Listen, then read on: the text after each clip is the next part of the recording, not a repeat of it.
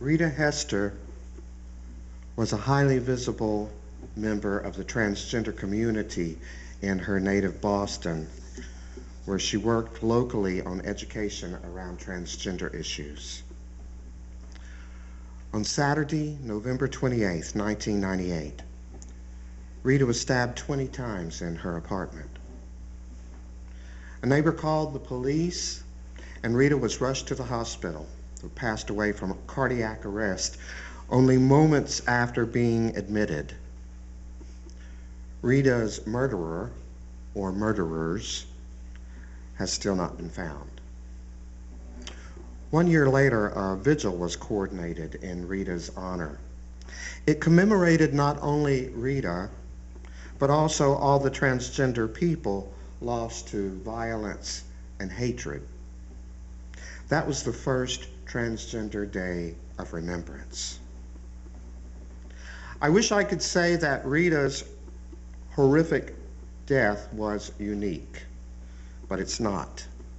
On April 19th of this year, the naked body of Ashley Santiago, a transgender woman who was discovered in a large pool of blood in her kitchen in Corozal, Puerto Rico. She was 31 years old and had been a popular hairstylist at a local salon. But Santiago died after being stabbed 14 times. You see, trans people generally don't get stabbed once. They're stabbed multiple times. They're shot, burned, and thrown into dumpsters. According to an estimate by the Human Rights Campaign, transgender Americans face a 1 in 12 chance of being murdered. Statistics show that in schools, 14% of transgender students report being physically assaulted as a result of gender expression. 30% experience physical harassment. And those are just the statistics that are reported. Based on data collected by the national organizers of Transgender Day of Remembrance and the FBI, best estimates indicate that 1 out of every 1,000 homicides in the U.S. is an anti-transgender hate crime. And we ask ourselves, God knows I've asked it, where is Christ in all this violence and hatred? How can God allow this sort of thing to continue? Has the world gone crazy?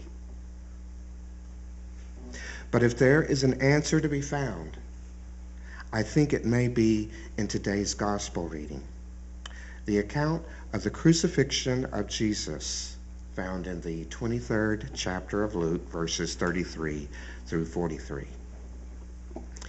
In it, we witness Jesus dying a brutal death, usually reserved for rebels and traitors. You see, Jesus had been found guilty of challenging privilege and position, of challenging the Jewish traditions and laws, and of challenging the authority of Caesar by proclaiming the reign of God. Jesus was a transgressor. And he died between 2 other transgressors of the law, 2 nameless thieves, guilty by their own admission. The often nameless trans folk who die each year, the transgender siblings who are brutally raped, beaten, stabbed, and dismembered, are also transgressors. They are transgressors of gender boundaries.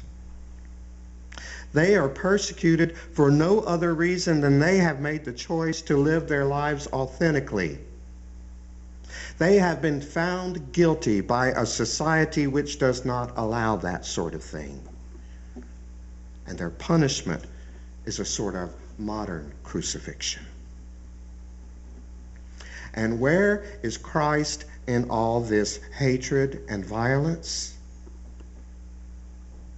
Right where he's always been. Right where he was 2,000 years ago.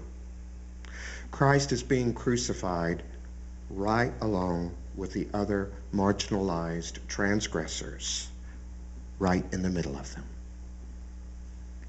But I think a better question than where is Christ in the midst of the hatred and violence that surrounds gender expression is where are we in the midst of it? Instead of what is God's response to the brutality and wickedness that drives people to hate others, what is your response and my response to it? Or put another way, how are we, as a people of faith, called to respond to the transgender members of our community? First, I believe we are called to be witnesses. There is something very powerful about being a witness, about refusing to turn your head and pretend that someone really doesn't exist, or the violence really didn't occur. There's something very courageous about looking in the face of suffering. At the crucifixion of Jesus, the Gospels tell us about the courageous women who were followers of Jesus and who remained at the foot of the cross and took up the positions as witnesses.